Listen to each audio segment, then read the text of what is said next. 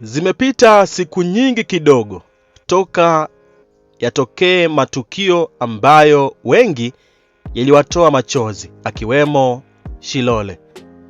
Kwa mara ya kwanza kabisa siku ya leo, Shilole amefika eneo ambapo ilikuwepo biashara yake kabla ya kuungua. Anasema toka tarehe 29 leo ndo mara ya kwanza kabisa kufika eneo ambapo biashara yake hiyo ilikuwa inafanyika, eneo ambalo lilikuwa maarufu sana kwa Shishifudi na ndo makao makuu kabisa ambapo Shishifudi ilianzia. Ijapokuwa katika historia yake anasema kwamba kipindi hicho kabla ya kufika katika eneo hilo alianzia nyumbani akiwa anafanya biashara kwa kuwapelekea watu delivery.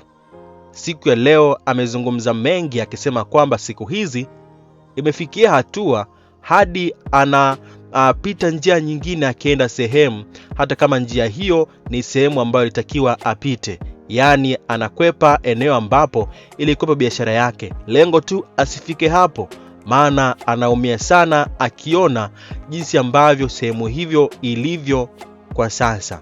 Ameonyesha maeneo mengi sana yaliyoharibika, kila kitu, hamna hata kimoja ambacho kilisalimika. Lakini anasema kwamba hawezi kukata tamaa. Siku ya kesho anaanza upya kabisa. Atakuwa anafanya delivery kila sehemu kwa mtu ambaye atahitaji chakula chake, kwa mtu ambaye atakuwa amemisi chakula chake, basi atawasiliana naye kwa ajili ya kupata delivery ya chakula hicho.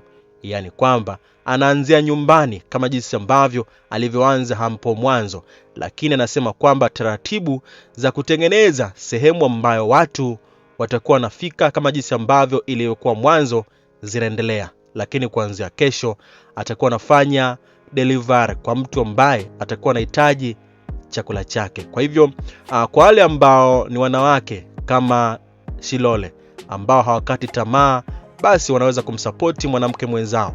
Lakini pia kwa mtu yoyote ule ambaye amemisi chakula cha Shishifudi anaweza kumtafuta. Ni moja kati ya matukio ambayo yamefurahisha watu wengi, hasa aliposema kwamba hawezi kukata tamaa, kazi ndo imeanza. Bwana, katika hilo una maoni gani kwa vitu ambavyo Shilole amepitia lakini bado hakati tamaa? Dondosha maoni yako, like video hii, share kwa wengine, utakometisha ile kina manoma.